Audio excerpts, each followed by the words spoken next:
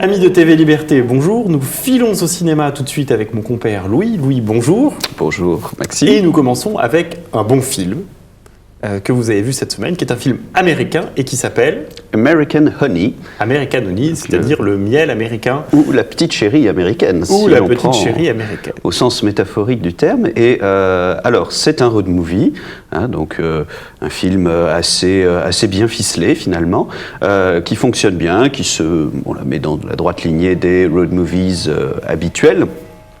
Par exemple, on a quelques petites références assez intéressantes à Wim Wenders, Paris, Texas, qui restent assez marquants. Alors, le film se propose de suivre une petite bande, une petite troupe de jeunes qui vont vendre des magazines, et on se rend compte évidemment qu'il y a toute une arnaque qui est montée autour de cela. Il s'agit de faire pleurer le bon bourgeois et la ménagère américaine aisée.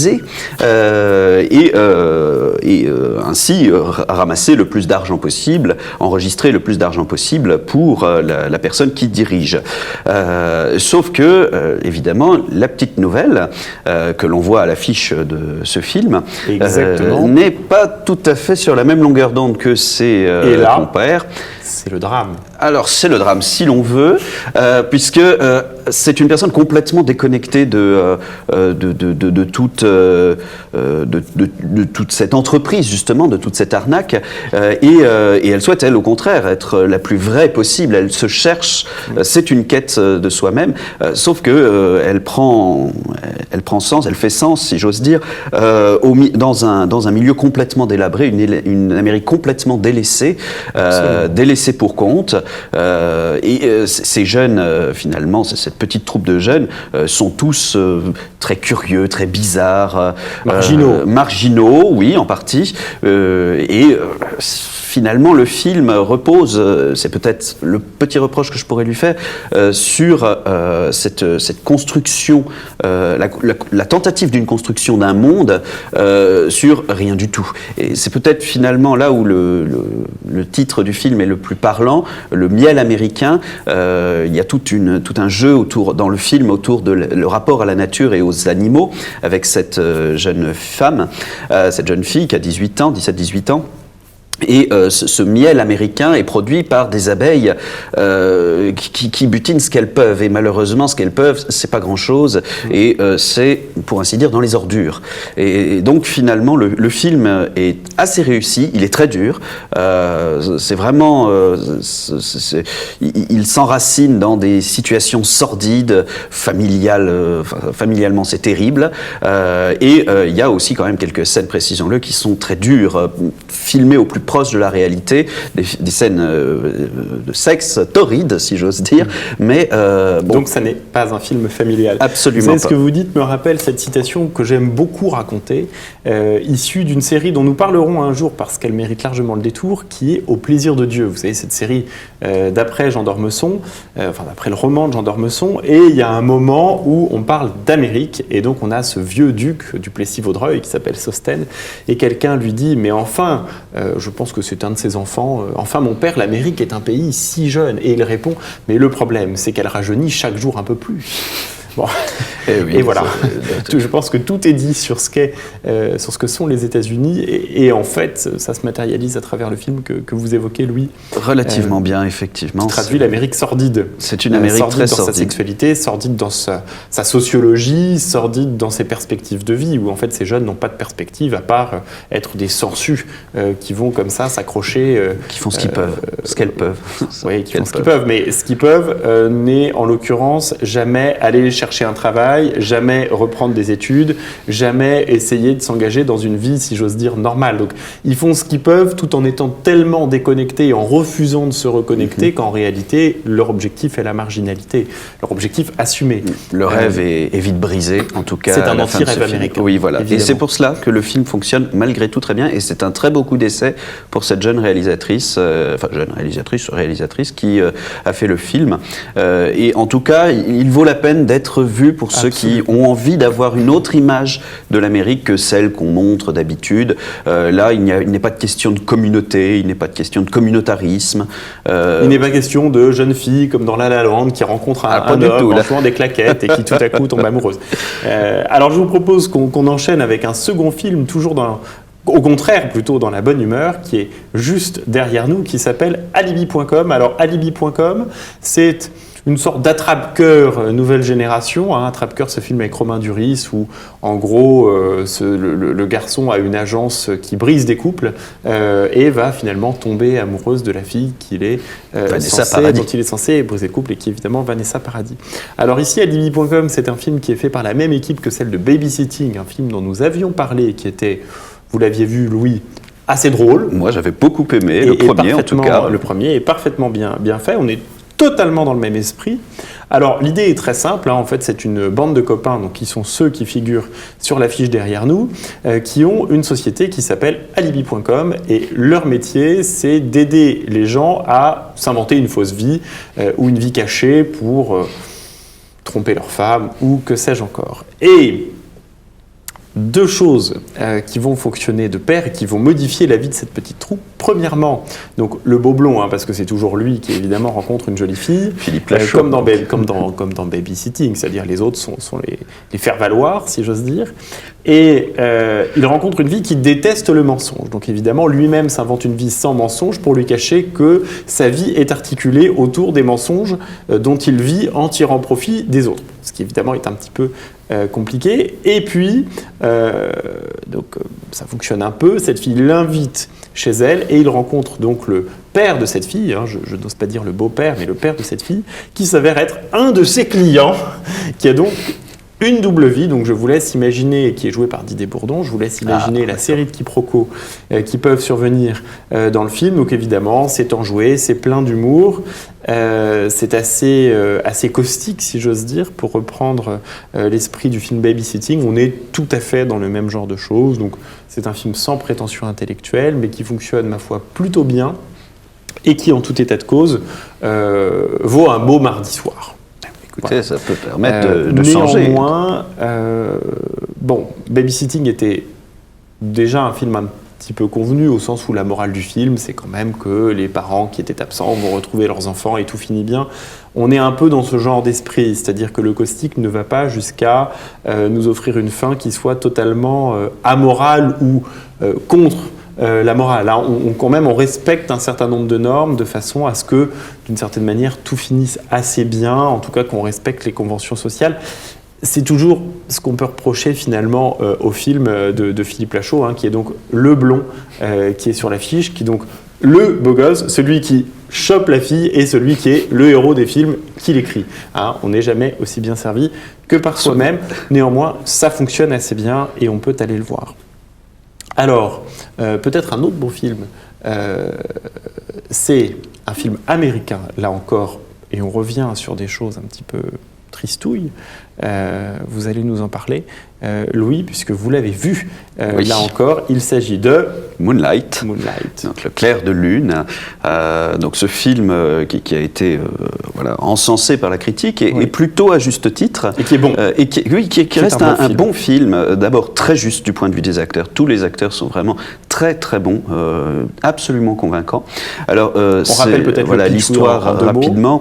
Il s'agit d'un jeune noir de Miami, un Afro-américain qui grandit dans Miami. Et le film suit toute sa vie, il est en 3 parties. La première partie, l'enfance, quand il a même pas 10 ans. Et la deuxième partie, l'adolescence, qui est la plus longue, où il a 16 ans. Et la dernière partie, quand il est beaucoup plus un adulte qui s'assume ou non. Finalement, ce jeune garçon est vraiment très attachant. Et s'il est si intéressant, c'est parce qu'il se cherche lui-même. des troubles de l'identité, on va dire, et il hésite à affirmer on va disons dire, le tout net, il est homosexuel. Ou du moins, c'est justement là où le film n'est pas aussi tranché et qu'il devient très intéressant. Il ne sait pas, et c'est pour cela que le film va finalement tout au long de la vie de ce jeune homme, de cet homme, essayer d'analyser ce sentiment qu'il éprouve à l'égard des hommes, cette proximité, cette séduction qui s'opère à travers lui, et c'est quand même pas si mal fait du tout. Alors après, je dois reconnaître que la première partie est absolument sublime, vraiment très très belle. Il y a une superbe scène où le caïd qui est le dealer du quartier, donc il n'y a jamais des gens tout blancs, tout noirs, si j'ose dire, mais c'est vraiment c'est quelque chose. Non, mais c'est vraiment il y a des ambiguïtés. Les personnages sont très travaillés. Ça c'est digne d'un futur zapping. Hein. Je le dis à la production, si on prépare un zapping, c'était un moment zapping. Non, parce que les acteurs sont vraiment excellents et ça marche vraiment bien. Donc ce dealer lui apprend à nager, puisqu'on est à Miami, hein, on est quand même sur la plage. Évidemment. Et beaucoup de scènes sur la plage, mais je trouve que c'est la plus belle dans l'eau. Il lui apprend à nager et c'est une scène très touchante, très bien filmée, qui donne envie et qui nous rapproche vraiment, qui nous rend les caractères attachants. Alors c'est Plan B qui a produit le film, donc les mêmes producteurs que 12 Years a Slave, mais vraiment là, ils ont fait aussi à nouveau quelque chose de vraiment très bien. C'est un film assez beau. Après, c'est mon reproche, les deux autres parties, notamment la partie avec l'adolescence, qui est un peu redondante par rapport à la première partie. C'est un petit peu longuet. C'est un peu longuet et honnêtement, ça se répète. On aboutit finalement toujours à la fin, une très belle scène, je ne vais pas dévoiler, mais qui reste sur cette ambiguïté. On ne dit pas, puis on le sait, mais bon, tout est dans les non-dits, donc c'est intéressant au tout début, notamment quand il est tout jeune, quand il demande « What's a faggot ?» de manière très, très naïve, et l'autre lui répond, est très gêné pour lui répondre, et il lui répond de manière très, très douce que c'est comme cela qu'on appelle les homosexuels gay people, quand on veut qu'ils se sentent mal. Et c'est finalement quelque chose de très bien, de très réussi, mais je trouve que du coup le film ne va pas au-delà, ne le dépasse pas, ne parvient pas à le dépasser en tout cas. Voilà, c'est un film donc un peu déroutant et un petit peu décevant de ce point de vue-là. Bon, un bon film quand même. Alors, un excellent film dont on a parlé la semaine dernière, donc je vous invite à revoir le commentaire éclairé de Louis sur ce film sur notre chaîne YouTube, c'est Silence, évidemment, que je suis allé voir entre-temps, qui effectivement est un des meilleurs films que j'ai vus ces derniers mois. Des images extraordinaires, notamment les images sur l'eau, les images d'arrivée au Japon. Donc je rappelle, Silence, c'est le film de Martin Scorsese qui raconte l'histoire de deux prêtres ou moines d'ailleurs, a priori plutôt des jésuites en tout cas, portugais, qui vont partir à la recherche d'un des leurs disparus au Japon et qui arrivent en gros en échouant dans un village paumé du Japon. J'ai trouvé, donc, outre le fait que les images soient très longues, même si le film est un peu longuet, sur le fond, c'est un film qui est vraiment intéressant parce que finalement, la question qu'il pose, c'est qu'est-ce qu'être chrétien ? Et au-delà de la question de savoir si j'accepte de piétiner l'image du Christ, parce que en fait, c'est ça dont il est question, et en fait, est-ce que piétiner l'image du Christ, c'est-à-dire accomplir un fait, est plus important que ce qu'on pense vraiment et la foi intérieure, puisque en réalité, il y a un moment qui est assez intéressant, c'est la fin du film où on voit donc le héros qui a en apparence totalement apostasié, qui piétine régulièrement l'image du Christ et en même temps il est manifestement chrétien puisqu'on voit qu'il meurt en chrétien tout en faisant semblant de vivre à la japonaise, y compris avec sa propre famille. Ça, j'ai trouvé que c'était tout à fait intéressant. Et puis une réflexion sur ces villageois, si j'ose dire, japonais, qui se déclarent chrétiens, et notamment un débat entre l'ancien jésuite perdu au Japon et le nouveau, qui joué par Liam Neeson pour l'ancien. Les acteurs sont tous excellents. Ah oui. Et en définitive, il lui dit, mais vous pensez qu'ils sont chrétiens, mais ils ne sont pas chrétiens, c'est-à-dire le mot qu'ils cachent Pour eux, derrière Dieu, ce que vous appelez Deus, pour eux, c'est le soleil. C'est-à-dire qu'ils ne sont pas chrétiens au sens où les mots même qu'ils emploient, les notions fondamentales, sont tellement éloignées des notions occidentales qu'ils ne peuvent même pas comprendre ce dont il est question dans la foi chrétienne. Alors, je ne dis pas qu'il a raison ou qu'il a tort, mais en tout cas, ces arguments sont assez touchants. Moi, j'ai 2 reproches à faire à ce film quand même. C'est un peu long. Voilà, on aurait pu couper un bon quart d'heure. Et puis, j'ai trouvé que notre jésuite manquait quand même un peu de répartie, et notamment, il y a des scènes intéressantes, puisqu'en fait, donc, la première partie du film, c'est un peu la découverte, l'intégration dans les villages japonais, et la seconde partie, il est évidemment capturé. Donc là, spoiler, attention, vous écouterez ça après avoir vu le film. Il est, notre héros, emprisonné et devra affronter une sorte d'inquisiteur japonais qui est un gouverneur, qui est manifestement un homme très civilisé, d'une très haute classe sociale, qui a d'ailleurs un mépris profond pour le peuple. Ah oui. On s'attend à des échanges philosophiques de haute volée. Et ça retombe un malheureusement, peu à plat, ça tombe un petit peu à plat. Or, c'est quand même un jésuite, donc on devrait avoir quelque chose d'un peu plus enlevé. Moi, c'est peut-être ça le reproche principal que je formulerais à ce film, c'est-à-dire qu'en fait, il n'y a pas tellement de bataille intellectuelle sur ce qu'est la foi. C'est comme ça reste un excellent film. Tous les gens à qui je l'ai conseillé, qui sont allés le voir, l'ont trouvé excellent. Donc, je pense qu'il faut y aller. Ah oui. Et pour conclure, mon cher Louis, pour conclure cette séance, je vous invite à voir un film que vous n'avez pas vu, un ancien film. Oui.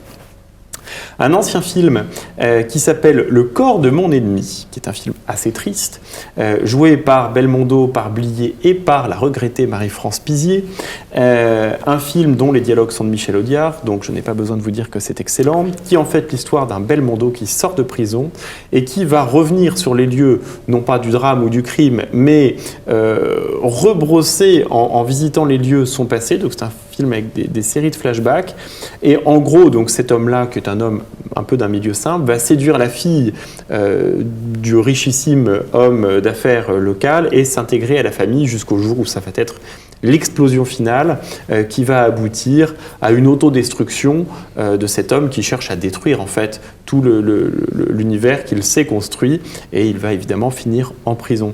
Alors ça brosse en creux le portrait d'un univers dominé par le haut patronat du textile du nord de la France. On est dans une ville factice qui s'appelle Courtrai, tenue par le textile, donc par ce riche homme d'affaires joué par M. Blier, gros homme d'affaires du textile, qui tient aussi évidemment le stade et les HLM et le pouvoir politique, bref, qui tient l'intégralité du pouvoir en place. C'est un film qui date de 1976, donc qui évidemment se place dans un contexte politique qui est plutôt celui des années 60, voire début 70.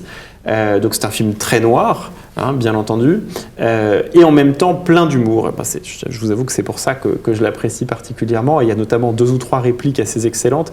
Et notamment c'est ce moment où donc Belmondo arrive à choper, et je dis la chose avec le plus de subtilité possible, puisque en gros il couche avec elle, Marie-France Pizier, qui est donc la fille de cet homme richissime, mais qui est un peu, elle, une rebelle. Je dirais pas une 68arde, mais enfin, elle vit un peu en marge quand même de son milieu. C'est une femme, on ne lui demande juste que de faire joli. Et elle l'invite évidemment chez ses parents, et elle dit qu'il habite place des Drapiers à Courtrai, ça ne s'invente pas. Et elle lui dit, tu verras, chez eux, c'est Louis XIII à tous les étages. Et Belmondo lui répond, sauf ton père. Lui, dans ses beaux jours, ce serait plutôt Louis XIV. Bon, voilà, c'est assez extraordinaire. Il y a un autre moment où, donc, entre-temps, Belmondo est arrivé à être le gendre idéal, intégré aux affaires de famille, et il arrive pour un déjeuner, soi-disant sur le pouce, dans le bureau de ce grand PDG, servi par un maître d'hôtel avec l'argenterie, etc. Et le PDG lui explique qu'il passait trop de temps au déjeuner d'affaires et que désormais, il se contentait, je cite, d'un sandwich, donc... Vous imaginez ce que peut être un sandwich? Et Belmondo lui répond, il n'y a pas à dire, le meilleur dans le sandwich, c'est l'aile. Vous voyez, bon, c'est assez amusant. Tout le film est à l'avenant, et évidemment, c'est une critique très dense du patronat, et d'un patronat qui est même lié à des affaires plus que louches, politiques, et même dans le trafic de drogue, en l'occurrence. Hein. Donc c'est vraiment un portrait en creux, voire en noir, de ce grand patronat qui n'existe, nous dit-on, presque plus. Mais en tout cas, c'est un film tout à fait savoureux, qui est aussi en même temps une petite enquête policière. Enfin voilà, Belmondo va chercher jusqu'où remontent les gens qui ont réussi à le faire tomber. Voilà, donc je vous le recommande particulièrement. En ces périodes politiques troublées, et notamment dans le nord de la France, parce que tout ça, évidemment, tient dans le nord de la France. Je vous cite une dernière réflexion, parce que cette fille, finalement, cette Marie-France Pizier, on va lui faire épouser le fils d'un riche aristocrate du coin, qui est lui-même diplomate, qui manifestement est un type sans grand intérêt. Et donc Belmondo voit cette Marie-France Pizier qui lui dit « Oh, il s'est sauvé de 15 jours après notre mariage, mais enfin, il nous est utile ». Et Belmondo lui répond « Mais utile à quoi ?» Et elle-même conclut en disant « Mais avec son nom, son poste et sa fortune, utile à tout ». Et là, vous êtes totalement plongé dans l'esprit du film. Donc c'est sorti en 1976, ça s'appelle Le corps de mon ennemi. Et pour conclure vraiment sur une note politique, nous parlerons bientôt d'un film vraiment politique et à mon avis très choquant qui vient de sortir ou qui va sortir sur le Front National, ce qui est assez choquant en période électorale, qui est évidemment un portrait, je pense, en noir ou en tout cas en creux du Front National dans le nord de la France. Donc nous irons le voir, nous serons assez vigilants, mais par principe, je suis très choqué qu'un film financé par le contribuable puisse évoquer une campagne électorale dans un grand parti politique, quel que soit le parti politique, ce serait la même chose pour les communistes, en pleine période électorale. Je trouve ça profondément choquant. Voilà. Vous êtes d'accord avec moi, Louis? Et j'irai voir cela également. Et vous irez voir cela. Nous irons d'aller voir pour la semaine prochaine The Cure, c'est-à-dire La Cure, qui est un film, je pense, assez sordide, mais paraît-il assez bon. Nous vous donnons rendez-vous donc la semaine prochaine, chers amis de TV Liberté. D'ici là, passez une bonne semaine au cinéma et on se retrouve la semaine prochaine.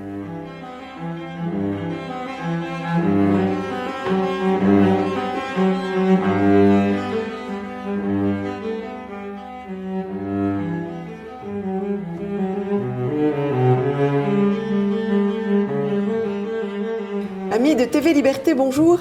Pour cette rubrique, je lis, donc je suis. Nous avons convié un romancier, Jacques de Mandat-Grancey, qui évoque un personnage très étonnant, sorte de héros lavarandien, le balafré, un gentilhomme sous la Révolution, dont nous voyons le portrait sur l'écran. Bonjour monsieur. Je crois que ce portrait est celui de votre ancêtre. Tout à fait, c'est le frère d'un arrière-grand-père qui eut une vie assez agitée durant la fin de la Révolution et que nous avons encore à la maison. C'est un portrait qui en fait est posthume, il a été fait après sa mort parce qu'il a été fusillé sous le Directoire. Et nous avons pensé que ce serait une bonne manière à la même époque que Frotté. Exactement. Dont il était l'un des bras droits. Les bras droits. Alors, si je vous dis que votre roman qui se lit de façon très très prenante, et pourtant vous nous donnez la fin du roman, si je puis dire, dans les premières pages, oui. Ce qui eût dû nous tuer, le suspense, puisque ça commence par la fusillade de ce jeune homme en pleine force de l'âge, et c'est d'une tristesse inouïe. Si je vous dis que votre personnage est un héros de la Varande. Oui, ça ressemble, il n'y a pas de doute. Il y a beaucoup de nature, de cheval, de chasse, de château, etc. D'allure. D'allure, voilà. Et ça se passe en partie en Normandie, en plus. Et ça se passe en partie en Normandie. Territoire que M. de la Varande aimait beaucoup. Et puis, il y a cette balafre. Voilà. C'est pas son nez, comme nez de cuir, mais il a cette balafre. Alors ça, c'est une blessure au combat. C'est une coïncidence, oui, tout à fait. Alors, la personne dont je me suis inspiré, qui est un ancêtre, effectivement, était balafré. Pas exactement comme on le raconte dans le livre, mais il y avait effectivement une énorme balafre au travers du visage, qu'on voit sur le tableau, qui apparemment ne faisait pas fuir les dames. Alors, votre livre est une sorte de portrait, de paysage de toute cette aristocratie terrienne qui, bien évidemment, à l'inverse de la noblesse de Versailles, vit extrêmement sainement, durement, sans fortune considérable. C'est exact. Et en accord avec les gens du cru. Oui, sauf que vous avez une fissure qui, à la fin, c'est ça qui... au début de la Révolution, donc on voit que petit à petit, les seigneurs et leur village commencent à se séparer. C'est un peu les idées, c'est un peu aussi le fait qu'un certain appauvrissement, parfois, a forcé les gens à un peu presser le citron. Et oui, l'entente qu'il y avait entre cette classe aristocratique et les gens de la terre se brise à ce moment-là. Voilà. Oui. Le seul endroit où ça ne s'est pas brisé est en fait la Vendée, parce qu'il y avait ce concept de la métairie en Vendée. Donc les seigneurs et les paysans partageaient les résultats de la terre. Oui. Alors que le système de fermage est beaucoup plus dur. Oui. Mais... Et puis on a eu tendance à cette époque-là à vouloir récupérer des droits qui avaient en fait été abandonnés peu à peu. Hein. Des droits de passage, des droits de package, des droits, etc. Droits de chasse. Voilà. Droits de chasse, oui. Alors, ça donne des scènes magnifiques de chasse, des scènes de galopade, puisque le héros est un grand amateur de chevaux et il s'en occupe parfaitement et il n'est bien nulle part ailleurs que dans une écurie. Il soigne ses chevaux toute la nuit s'il le faut. Et d'ailleurs, son père va l'inscrire dans une académie militaire de cavaliers à Paris. C'est ça. Alors, à côté de ce paysage terrien très beau et ce portrait de sa sœur qui est délicieuse, Félicité qui est une ravissante jeune femme, pleine de gaieté, qui adore son frère, vous nous faites un portrait artistique de l'époque.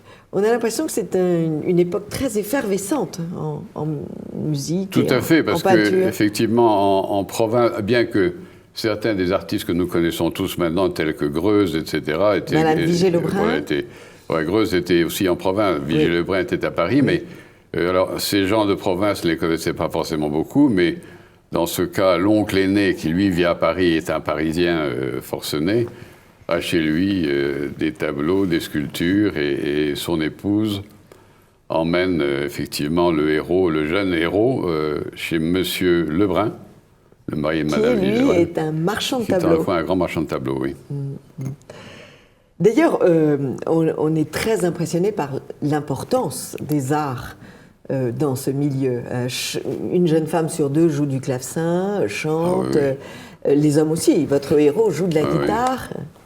Et votre roman est parsemé d'airs. Vous avez raison, s'il n'y avait pas de radio, il n'y avait pas de télévision, malheureusement. Mais et par conséquent, ce sont les gens eux-mêmes qui faisaient les divertissements et qui faisaient la musique. On apprenait toujours à l'école à jouer d'un instrument, que ce soit le clavecin ou la guitare. On apprenait à danser, on apprenait à chanter. Les jeunes filles bien élevées apprenaient à jouer du clavecin et à chanter. Ça a duré longtemps. Je sais que ma grand-mère maternelle me racontait qu'autrefois, en garnison, puisque son père était officier, après le dîner, la fille du colonel se mettait auprès du piano et chantait pendant qu'un zozo tapait sur le piano. Oui, non. C'est malheureusement ça. Toutes nos grand-mères jouaient du piano, et fort bien. Et alors, ce qui est étonnant, c'est que l'air qui revient le plus souvent dans votre roman, c'est cet air que chante ce merveilleux Alexandre Gallard de Mathot. C'est « Quand vous marcherez sur ma tombe ». Et cet air qui est éminemment mélancolique, puisqu'en quelque sorte il annonce sa fin, on a l'impression que cet air jette un voile crépusculaire sur tout ce monde qui va mourir. Tout à fait. C'est une vraie chanson, hein. C'est une chanson qui existait vraiment. Mais ce n'est pas une réponse, parce qu'en fait, une des raisons pour lesquelles j'ai voulu écrire ce livre, c'est essayer de comprendre, c'est toujours difficile, c'est impossible, les motivations de ces gens qui se sont battus dans la chouannerie à un moment où, en fait, la Révolution avait gagné. et qui continuent à se battre. Et je le mentionne un peu dans une ou deux pages. Je crois qu'il y avait eu une espèce de fascination du vide, si tu veux, de fascination du néant. Je crois qu'il y a un peu de ça, non? Voilà, tout est mort, derrière, donc nous, on y va. Tout est mort, oui, c'est ça. Voilà. On a une impression aussi d'érotisme forcené. Enfin, ils font n'importe quoi. Y compris aller chercher le nec plus ultra, c'est quand même d'aller chercher une petite nonne dans son couvent pour la dévoyer. Oui, mais ça... Bon, alors, c'est un fait très nouvelle stendhalienne. Oui, mais ça se faisait déjà au début. Les lettres d'amour de la religieuse portugaise. Bien sûr. Bon, ça, c'est fin 17e. Oui, oui. Mais tout de même, on a une impression de... On a une impression de... Il n'y a plus de règles et que c'est la débauche générale. Oui. Les femmes... Le 18e, la fin du 18e, c'est un peu ça. Hein. Ouais. Et ça complète cette idée que la fin du monde étant proche, finalement, tout est permis. Exactement. Vous m'avez fait comprendre ce comportement, qui est quand même un comportement de licence généralisée en province comme, tout à fait. Comme à Paris. Il y a cette phrase très jolie de cette petite jeune fille qui est en train de terminer dans un couvent son apprentissage, et elle écrit, elle va prononcer ses vœux, elle dit oui, on peut tromper son mari, on ne peut pas tromper Dieu. Voilà, oui, il est moins grave de tromper son mari que de tromper Dieu. Ça, c'est quand même une phrase étonnante. Alors, c'est Félicité qui dit ça. Comment est-ce que vous avez... où est-ce que vous avez trouvé toute cette documentation étonnante? Alors, bon, le personnage... Comme la Varande dans les papiers de vos ancêtres? Alors, le personnage principal est basé sur le frère d'un arrière-grand-père, comme je disais. Mais si je restais sur ce que j'ai comme document, il y aurait 10 pages. Oui. Et en plus de ça, une vraie biographie, c'est du travail sérieux. Oui. On ne peut pas dire n'importe quoi. C'est pour ça que j'ai changé les noms, comme ça, le héros n'a pas d'existence réelle, donc on peut y aller franchement. Alors après ça, tout de même, je crois que sur la culture d'avant la Révolution, on la connaît tous, et moi peut-être un peu plus, parce que comme j'ai une maison qui baigne encore dans tout ça, tous les souvenirs de famille sont là, on vit avec tous les jours.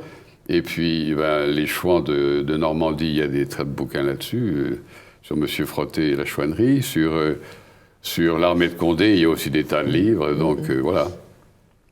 Et puis, sur Madame Vigier-Lebrun et sur tout ça... Parce que votre tableau est extrêmement vaste, puisque vous suivez ces aristocrates en exil à Coblence, ces femmes qui vont fabriquer des chapeaux, les unes, et d'autres des gâteaux pour survivre. Alors là, il y a un bouquin là-dessus, tout d'un coup, dont d'ailleurs le titre est là, qui s'appelle « L'émigration », qui est un bouquin absolument merveilleux pour... Il y a le livre de Ghislain de Diesbach. Exactement, qui est merveilleux pour 2 raisons. La première, c'est que, bien sûr, il décrit l'émigration dans les différentes villes d'Europe, mais il a également sa première partie qui raconte l'histoire de la Révolution telle qu'elle fut et non pas telle que l'on voudrait que nous le croyions. Oui, il y a un embellissement. Oui. Mais... Et il est très très bien, son bouquin. Mais ça, c'est l'histoire, lui. C'est un très très grand livre qui est plusieurs fois réédité. Oui. Et Ghislain Diesbach est venu à ce micro et donc nous lui rendons hommage. Vous décrivez aussi très très bien comment une partie de ces aristocrates, et notamment ces nobles parisiens, scient proprement la branche sur laquelle ils sont assis. Tout à fait, oui. De façon complètement inconsciente. Oui. On a l'impression, pardonnez-moi le rapprochement, mais de tous ces gens qui vivent tranquillement dans les beaux quartiers et qui appellent à l'arrivée des migrants sans se rendre compte qu'ils vont s'installer à leur place. Oui, non, mais c'est tout à fait ça. Si on nageait dans les idées sans se rendre compte effectivement que... Alors, ceci dit, ils appelaient à la réforme. Il y avait des besoins de réforme. Il y avait sans aucun doute énormément besoin de réforme. Et la grande différence entre réforme et révolution, c'est un tour complet, comme savent les mécaniciens. Oui. La réforme, c'est quelque chose qui progresse. Oui. Ils voulaient réforme, et puis malheureusement, il y a eu ce qu'on appelle la démocratie directe, c'est-à-dire en fait la dictature de la canaille. C'est la canaille de Paris qui a pris le pouvoir. C'est pas la réforme du tout. On signe la déclaration des droits de l'homme, ce qui est merveilleux. Et puis l'encre n'est pas sèche, on commence à massacrer les gens dans les rues tranquillement. Ouais. Vous êtes aussi un politique, vous êtes ingénieur des eaux et forêts, vous êtes, je crois, diplomate à vos heures, à certaines heures, ouais. et vous êtes aussi un politique. Vous montrez que, et c'est sûrement le fruit de vos lectures, vous montrez combien l'armée, la marine et les hommes politiques étaient tout de même pas au maximum de leurs possibilités, parce qu'on préférait le jeu des alliances familiales, des alliances nobiliaires, Oui. plutôt que d'engager des hommes réellement efficaces. Sans aucun doute, ça que je fais le contraste entre le système français et le système anglais. Oui. Le système anglais était une démocratie élitiste, mais démocratie, un truc progressif, et où les gens étaient plus choisis pour leurs valeurs que uniquement pour les liens familiaux. Alors, il y avait des gens de grande qualité dans la marine française, mais il y en avait beaucoup qui étaient là parce qu'ils étaient le fils d'eux. Oui, et qui n'avaient jamais Voilà. tenu une barre. Alors ça, c'est M. Bougainville, oui. Oui. Mais après ça, alors qu'en Angleterre, il y avait des gens qui étaient passés par le rang et qui savaient qu'en plus, s'ils loupaient, ils étaient fusillés. Ça motive, hein.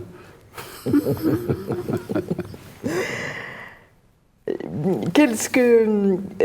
Voilà, vraiment, j'ai voulu insister là-dessus. C'est Oui. l'opposition entre France et Angleterre. Oui. La Oui, valeur oui. du système anglais, la progression du système démocratique, la liberté de la presse, l'indépendance de la justice, etc. En France, on avait tout le contraire.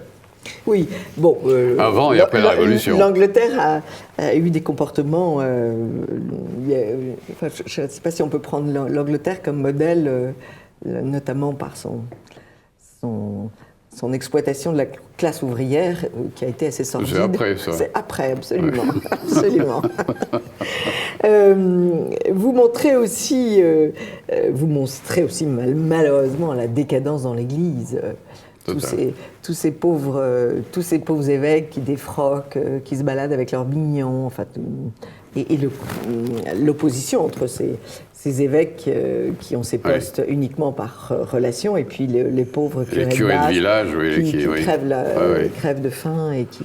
On voit, quand on va à l'abbaye de Frontenay, qui était un merveilleux site historique et architectural, à côté de Montbard, en Bourgogne, il y a dans un coin l'endroit où on mettait la meute de chasse de l'évêque qui était l'abbé qui commandait. Voilà. Oui, et puis vous nous montrez... Saint-Bernard n'aurait pas été d'accord. Vous nous montrez Talleyrand, l'évêque d'Autun, qui vient commercer en Amérique. Tout à fait.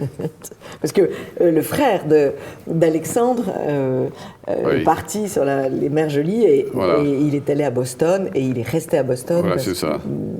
Ce qui n'est pas tout à fait vrai. Alors, j'en descends sur le frère d'Alexandre, mais en fait, le vrai frère d'Alexandre, il est revenu. Il est revenu. Il s'est marié en France. Il s'est marié en France. Bon, vous me rassurez. Merci beaucoup, Jacques de Mandat-Grancey. C'est votre premier roman ? Oui, tout à fait. J'ai publié avant, mais j'ai vécu longtemps à New York, j'avais publié des poésies en américain, dans les revues de poésie américaines, mais c'est tout. Et en américain. Oui. Alors, nous n'avons pas parlé de votre éditrice, mais il faut en parler parce qu'elle a fait un fort joli travail. C'est Isabelle de Brémond-d'Ars et sa maison d'édition s'appelle IBA.com, donc IBA.com. Et il est tout à fait recommandé d'acheter ce livre, très très beau livre, encore une fois, pour tous ceux qui aiment cette époque, qui veulent toujours la mieux connaître, qui sont avides de personnages... plein d'énergie, plein de gaieté, parce que votre livre, qui est quand même une danse au-dessus d'un volcan, ce livre est un livre plein d'énergie et plein de gaieté. Alexandre n'engendre pas la mélancolie. Non, non, non. C'est un devoir de politesse. Voilà. Merci beaucoup. Et donc, vous trouverez ce beau livre chez IBA.com. Et ibacom.fr, tout simplement. Et j'ai été très frappée parce que dans les peintres de l'époque, vous parlez d'une très jolie peintre qui est peu connue en France et qui est Angelica Kauffmann. Tout à fait. C'est l'équivalent de Madame Vigée-Lebrun au niveau européen. Voilà, oui. elle était d'origine allemande. Oui, voilà. ou suisse, je ne sais plus. Ou suisse, vous avez raison. Et il y a une très belle biographie qui a été faite de ce peintre. Merci beaucoup, Jacques Demanda-Grancey, d'avoir écrit ce beau livre, Le Balafré, Voilà. un gentilhomme sous la Révolution. Et alors, nous attendons un autre roman. Voilà, j'en ai un autre que j'ai donné à Isabelle, je ne sais pas ce qu'elle a fait. Il est déjà écrit. Pas forcément. Sur quelle ça. époque? Ça commence au Cambodge vers 1930, c'est un peu différent. C'est basé sur quelques lettres de mon père à cette époque-là. Ouais. Après ça part un peu dans toutes les directions. Je suppose qu'elle va me dire que ça n'est pas... Ah si. C'est une période fascinante. Tout à fait. Une période de la Grande France. Oui, mais c'est pas tellement génial, enfin, sur le terrain. Non. C'est compliqué. C'est compliqué, bien Oui. sûr. Bien sûr. Merci. Qu'est-ce qui n'est pas compliqué, Jacques? Oui. Merci beaucoup à Vivre vous. est compliqué. Oui. Merci beaucoup. Ok. Amis de TV Liberté, à très vite pour une autre émission de TV Liberté.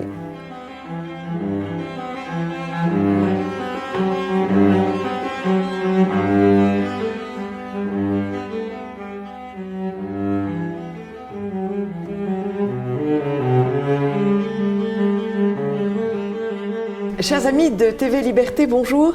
Pour cette rubrique L'art en beauté, nous allons rendre hommage au grand chef d'orchestre Georges Prêtre, qui vient d'être rappelé à Dieu.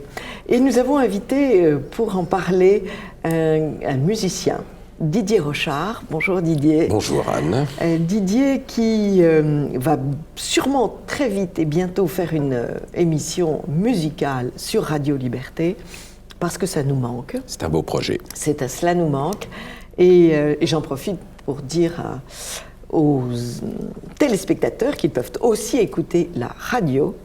Ils auront une émission de littérature ou de livres, Culture en liberté, le mercredi, et aussi le mercredi, l'émission de Didier Rochard avec Bernard Anthony. Le journal de la réplique. Le journal de la réplique, voilà. Et il m'est venu l'envie de rendre gloire à Georges Prêtre, parce que j'ai toujours souffert que l'on n'en parlât pas plus sur les chaînes et les antennes. Et donc je trouve que c'est le moment de se rappeler que c'était un grand, grand chef d'orchestre. Alors, vous l'avez connu, Didier Rochard. Alors, j'ai eu vous étiez musicien, vous-même, violoniste. violoniste. Et j'ai eu la très grande joie d'être dirigé à plusieurs reprises, effectivement, par Georges Prêtre. Alors, Et à quoi est-ce que l'on voit Eh bien, écoutez, alors d'abord, vous faites bien de dire qu'il faut rendre hommage à Georges Prêtre. Et Georges Prêtre parlait de ses grands amis, de ceux qui étaient disparus. Il parlait toujours de ses amis au présent. Et je crois que c'est ce qui se produira pour Georges Prêtre, car il avait une telle originalité dans ses interprétations, tout en ayant un respect absolu pour la partition et pour le compositeur. Je crois qu'on continuera très longtemps à parler de Georges Prêtre au présent. C'est une prérogative des grands artistes, c'est d'être éternel. Absolument. Ils passent, mais leurs œuvres demeurent. Tout à fait. Alors en l'occurrence, le souvenir que j'ai de Georges Prêtre, car il y a quelques années que Georges Prêtre avait, à la suite d'un drame familial, la perte de son fils Jean Reynald, avait un peu restreint ses parutions en public. Toutefois, encore très récemment, le 12 octobre dernier, il avait absolument triomphé à Vienne. Vienne qui était évidemment son orchestre chéri, les deux orchestres de Vienne d'ailleurs, il les avait dirigés très souvent et il avait toujours eu un succès époustouflant. Et alors, être reconnu à Vienne, c'est tout de même... Alors, être reconnu à Vienne, mais pas seulement, il a fait des tournées prestigieuses aux États-Unis. Oui, mais je veux dire, Vienne, c'est la Mecque. Voilà, exactement, c'est un peu... voilà, on peut dire ça comme ça, je vous laisse le choix des comparaisons. Mais en tout cas, ce qui est certain, c'est que Georges Prêtre avait une technique de travail tout à fait particulière. En fait, son travail était en amont des répétitions même. Ce qui paraît normal. Ce qui paraît normal. Mais il avait vraiment il avait besoin de s'imprégner totalement de la partition, du compositeur aussi, de l'état d'esprit. Et à partir du moment où il arrivait au pupitre, les choses étaient déjà faites. Il était très exigeant naturellement, et il savait exactement ce qu'il souhaitait obtenir de l'orchestre. Il dirigeait les yeux clos. très souvent Sans les partition. yeux clos. Et d'ailleurs, peut-on dire, enfin là j'exagère un peu, j'allais dire, peut-on dire qu'il dirigeait? Car très souvent, la particularité de Georges Prêtre, c'était de laisser l'orchestre s'exprimer. Le travail avait été fait aux Fait répétitions, avant, naturellement, c'est vrai. bien. Mais au moment de l'interprétation, il avait une telle présence que, à la limite, on avait à peine besoin du geste. Donc il avait certes une gestique d'une élégance étonnante, fabuleuse. On le voit là. Et on le voit, oui. il tenait l'orchestre par ce qu'il appelait lui-même le fluide, d'ailleurs. Voilà, c'est l'onde qui passait avec son orchestre. Et ça, évidemment, c'est la particularité des très grands chefs. Karajan était un peu comme ça. Un certain nombre de chefs ont cette faculté d'influencer, de fluidifier la musique en quelque sorte et d'apporter tout ça. C'est de cette façon que Georges Prêtre a eu des relations très privilégiées avec un certain nombre d'artistes. On parle de Maria Callas naturellement. Il n'avait plus besoin de parler. Et d'ailleurs, Georges Prêtre est le chef du silence. Il le dit il le dit dans son bouquin. Dont il obtenait des grandes merveilles, puisqu'il la faisait répéter et répéter et répéter encore, reprendre encore, avec beaucoup de compliments, mais il la faisait reprendre, surtout pendant les enregistrements, il la faisait reprendre jusqu'à ce qu'il obtienne exactement ce qu'il voulait. Tout à fait. Et faire reprendre Maria Callas, c'était pas facile. Alors, cela dit, Maria Callas avait un tempérament à peu près équivalent à celui de Georges Prêtre, à savoir qu'elle était d'une exigence dans le travail. Oui. Donc elle acceptait cette exigence. Voilà, on a parfois un peu de de mal à se rendre compte parce que ce que la presse nous en a livré, par exemple de Maria Callas, mais un peu de Georges Prêtre aussi, c'est un peu ses fantasques, c'est un peu ce que l'on peut appeler des caprices, enfin, etc. Eh bien, pas tant que ça. Pas le livre de notre amie Mélisande Chauveau qui rend... Pas du tout, naturellement. Qui rend hommage à cette exigence de Maria Mais Callas. une exigence dans le travail qui fait qu'effectivement, pour les journalistes qui sont quand même un petit peu artificiels dans leur façon de traiter les personnages, c'était quelque chose d'assez choquant. Voilà. Pour Georges Prêtre, on est C'est-à-dire que je vais vous dire, dans le même le commun cadre. des mortels se venge de ces êtres qui sont très très au-dessus de la mêlée. Alors, donc, comme ils n'ont pas toujours la conscience de ce que c'est qu'un génie d'artiste et d'interprète, ils se vengent en parlant des petits côtés. Voilà, elle avait un seul exactement. caractère. Ce qui n'était voilà. pas justifié pour Maria Callas. Alors c'est vrai qu'elle a eu beaucoup de problèmes de santé, des chutes de tension, etc. Ce qui faisait que, par comparaison, par exemple, Montserrat Caballé arrivait à faire 3 représentations d'opéra par semaine, sans jamais tomber malade, si je puis dire, ou sans jamais avoir la nécessité d'en supprimer une, etc. Alors que c'est vrai que Maria Callas a très souvent était obligée de supprimer ses représentations, ce qui est aux grandes dames du public, naturellement, qui l'attendait. Mais c'est courant. Regardez l'affaire de Rolando Villazón, qui a dû renoncer, et Jonas Kaufmann. Par exemple. Mais on a du mal à se rendre compte, parce que le spectacle doit être parfait, naturellement, Ouais. et on a du mal, quand on est dans le public, à se rendre compte de l'exigence que peut être, pour la voix, par exemple, pour un chef d'orchestre. C'est extrêmement physique. Diriger un opéra demande évidemment une concentration absolue. Et on imagine bien que l'artiste est un être humain comme un autre, en quelque sorte. Et quand on imagine la solitude, alors je ne parle pas de Maria Callas, qui était entourée peut-être un peu trop, mais la solitude des artistes. Je me souviens d'avoir discuté avec une jeune violoncelliste qui me disait, qui a commencé sa carrière très très jeune, Anne Gastinel, et qui me disait vraiment avec presque des trémolos dans la voix, vous n'imaginez pas ce que c'est que d'arriver avec son instrument et sa petite valise dans une gare, de donner son concert et de se retrouver à la sortie entièrement seul, dans une solitude.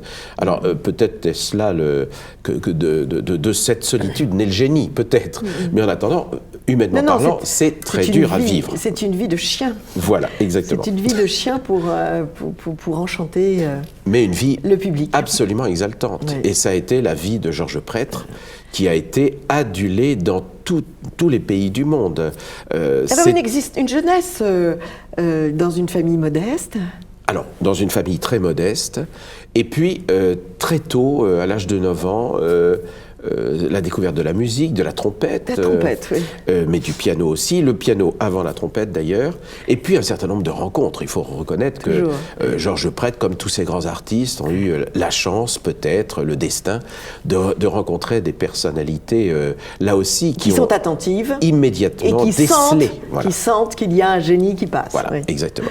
Alors ça a été le cas pour Georges Prêtre avec son beau-père, celui qui est devenu son beau-père, puisqu'il a épousé la fille Gina du Varny, directeur de la fille du l'opéra directeur de Marseille. de Marseille. Voilà. Et Opéra de Marseille qui, à l'époque, donne 3 opéras par semaine. 3 opéras par semaine. On ne sait plus ce qu'a été la qualité. Et on parle de progrès. Parle de progrès. On ne Il n'y a sait plus plus qu'un opéra par trimestre à l'Opéra de Marseille. Mais bien sûr. Et 2 à l'Opéra de Toulon. Enfin, on ne sait plus ce qu'a été la richesse de la vie culturelle et la vie musicale française, avec des orchestres régionaux, des orchestres municipaux parfois, qui étaient de très grande qualité. Moi, j'ai joué la première fois la Symphonie des Psaumes de Stravinsky, qui est quand même une œuvre magistrale, avec l'orchestre municipal du Havre. Ah oui. Bien, on a fait le Havre, par exemple, dont je suis natif. Évidemment, c'était sur la route entre Paris et les grands transatlantiques. Oui. Mais bénéficier, lorsque les grands artistes avant de s'embarquer, partaient aux États-Unis, le directeur les attirait. Il faisait des récitals. Et c'était quelque chose d'absolument somptueux. Il y a eu de très nombreuses créations. La vie culturelle et artistique dans les villes de province était d'une richesse extraordinaire. Et évidemment, à partir du moment où l'État s'est mis à capter toute cette vie avec un ministère de la Culture qui prétend subventionner, quand il n'y a plus de sous au ministère de la Culture, eh bien tout ça tombe et il ne se passe plus rien. Ils ont capté non seulement les décisions, mais l'argent.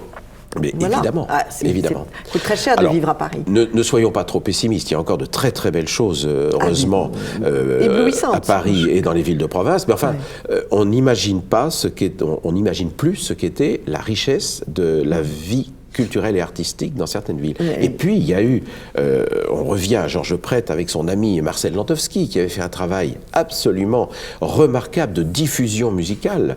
Et tout ceci, il faut reconnaître que ses successeurs ont cassé un peu cet élan magnifique avec les orchestres de radio dans les régions, qui sont devenus les orchestres nationaux de région que l'on connaît aujourd'hui.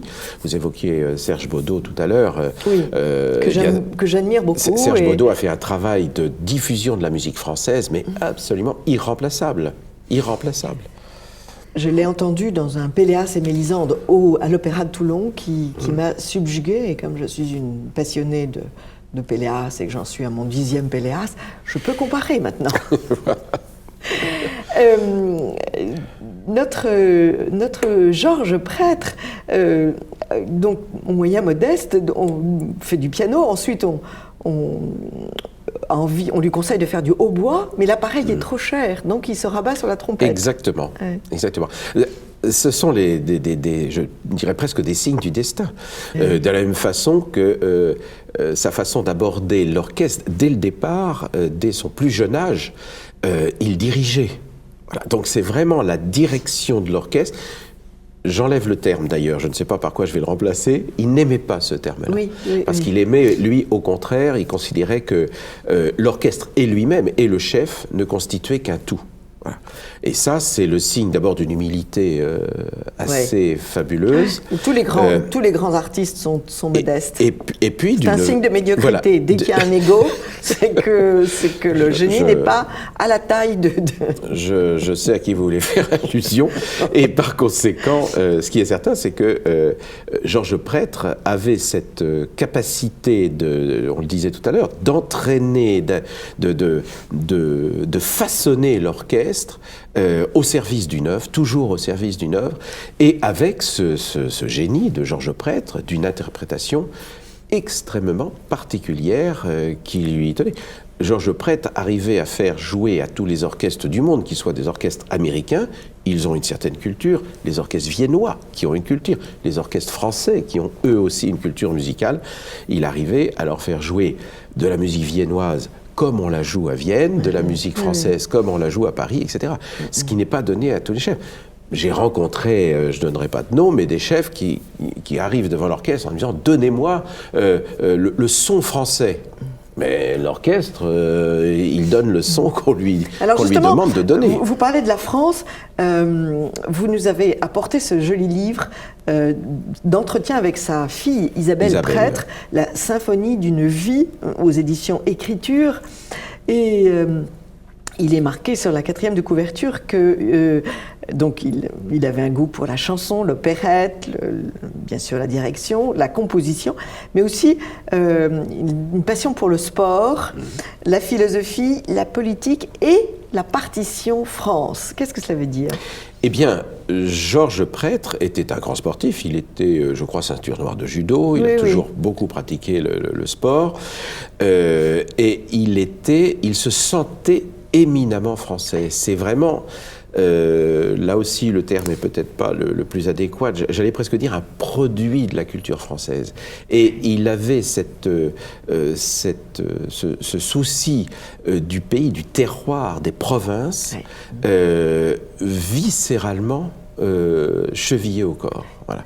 Et ça, c'est quelque chose d'assez particulier. Au jour d'aujourd'hui, où la plupart des gens se prétendent citoyens du monde, etc., pas du tout. Georges Prêtre a été accueilli dans tous les pays à peu près de la planète, je crois, avec le succès qu'on lui connaît, mais il se sentait profondément français. C'était vraiment l'ambassadeur de la culture française dans tous ces pays. Et ça, je crois que ça lui tenait profondément à cœur. Et pourtant, il n'a pas beaucoup dirigé en France. Nul n'est prophète en son pays. Il est arrivé à une période où d'autres chefs, d'autres compositeurs avaient les faveurs de l'État et du ministère de la Culture, et par conséquent, une telle personnalité, évidemment, pouvait éventuellement heurter, alors qu'il était d'une gentillesse, d'une souplesse extraordinaire. Comme tous les hommes de caractère, on disait qu'il avait un sale caractère. Un sale caractère. Mais ce n'était que du caractère. Je pense que ça n'était que du caractère. Et c'est totalement nécessaire quand on veut, quand on a une phalange de 120 musiciens à faire vibrer dans une osmose absolue, dans une harmonie musicale absolue. On a besoin, il faut ce caractère, c'est évident. Il y a beaucoup de scènes sur Internet, je vais vous en offrir quelques-unes en tout petit temps, parce que sinon on tombe sous les fourches codines des droits à donner. Mais je vais vous proposer des scènes assez étonnantes de la symphonie numéro 7, le deuxième mouvement de Beethoven. Et puis après, je vous offrirai un morceau, le début de la marche de Radetzky à Vienne, au célèbre concert du Nouvel An. Seul chef d'orchestre français à avoir été invité 2 fois. Par l'orchestre, c'est toujours l'orchestre qui choisit son chef pour le concert du Nouvel An. Et alors peut-être peut-on dire au sujet de Beethoven qu'un chef français qui part en Allemagne ou en Autriche interpréter du Beethoven, il a intérêt à avoir les reins solides, vous voyez ce que je veux dire, parce que la critique ne va pas l'épargner.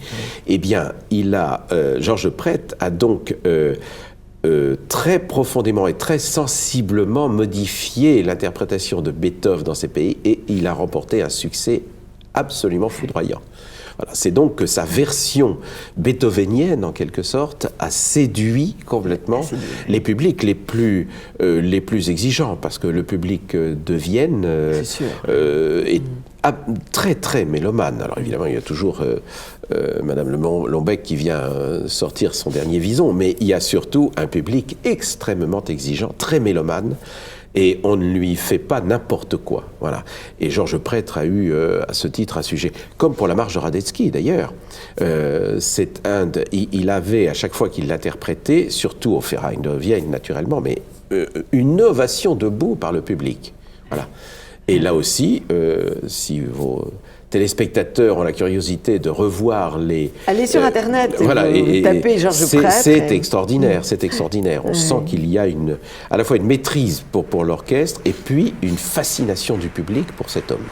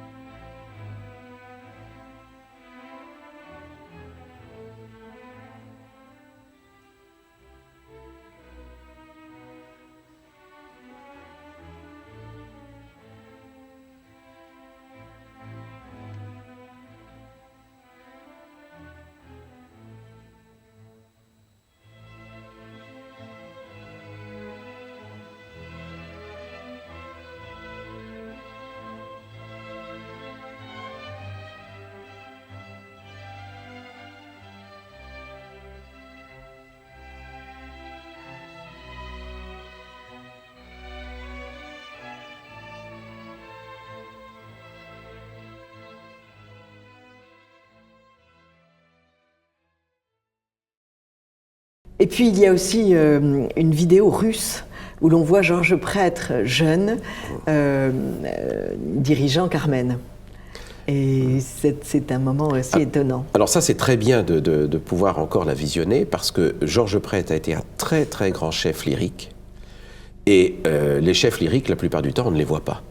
Car ils tournent le dos au public, naturellement, c'est le rôle du chef d'orchestre, mais en plus ils sont à moitié engoncés dans la fosse, et par conséquent, on ne voit pas le chef d'orchestre.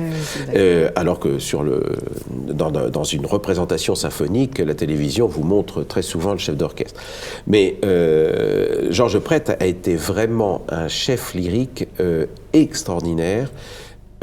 Il ne différenciait pas d'ailleurs le lyrique du symphonique, sinon qu'il avait une méthode de travail très particulière pour les deux styles, mais il a été véritablement quelqu'un qui a révélé tous les grands opéras du répertoire, en particulier les opéras français. C'est quand même le premier qui a refait un Ernest Reyer, par exemple, Sigurd de Ernest Reyer, enfin des opéras que malheureusement on ne met plus suffisamment souvent. Il va falloir que je découvre cela. Mais le Sigurd a été redonné à Toulon il y a 2 ou 3 ans, je crois d'ailleurs. Voilà. Mais voilà, ça a été un de nos très très grands chefs lyriques. Vendez-nous Sigurd. C'est très contemporain Ah non, pas du tout, pas du tout. Enfin, qu'appelez-vous musique contemporaine, cher? Concerto pour... voilà, si c'est pour... deux portes et concerto pour une chasse d'eau et un tambour, non, c'est pas du tout ça, c'est très écrit. J'évite, si vous voulez. Voilà, c'est très... Oui, moi aussi. Je faisais, d'ailleurs, à plusieurs reprises, j'ai fait valoir mon droit au retrait pour éviter d'avoir... Parce que la plupart du temps, ce sont des œuvres extrêmement difficiles. Absolument. C'est-à-dire que c'est un casse-tête. Alors, et pourtant, je défends largement la musique d'aujourd'hui, car il y a de grands compositeurs d'aujourd'hui comme d'hier. Bien sûr. Et alors, en fait, dernier aspect de cette vie de Georges Prêtre, c'était aussi un grand chrétien. Alors, c'était un grand chrétien qui avait... D'ailleurs, on l'a très bien vu dans le faire-part de sa famille, pour son anciennement, comme on dit, car il a bien été précisé sur le faire-part, ce qui est assez rare pour les artistes français quand même, Rappel à Dieu de Georges Prêtre. Et effectivement, c'était un homme de foi. Voilà, un homme de foi. Et il a voulu que pour son inhumation, donc c'est lui qui en avait décidé... Dans le Tarn, à Navès exactement, et il a voulu que la cérémonie se fasse absolument sans musique, dans le silence. Voilà. Parce qu'il disait qu'il allait atteindre la musique éternelle, la musique totale. Et la musique totale, ça peut être effectivement le silence. On disait bien que le silence après une symphonie de Mozart était toujours du Mozart. Eh bien, je crois qu'effectivement, aujourd'hui, on ne va pas faire ce genre de palabre qui n'est pas forcément nécessaire, mais je pense que Georges Prêtre doit se régaler de la musique des anges, et que la musique des anges doit être d'une telle pureté qu'on ne doit pas être loin du silence total. Merci beaucoup Didier Rochard, parce que vous nous avez permis de nous rapprocher de Georges Prêtre, que moi-même je n'ai jamais vu en vrai. Donc j'étais très heureuse que vous veniez nous présenter ce grand homme. Et puis lisez La symphonie d'une vie, entretien avec Isabelle Prêtre aux éditions Écriture. Merci beaucoup. Merci Anne d'avoir évoqué ce très très grand chef d'orchestre, ce grand français. Merci. Merci beaucoup à vous. Amis de TV Liberté, à très vite pour une autre émission de Perles de Culture.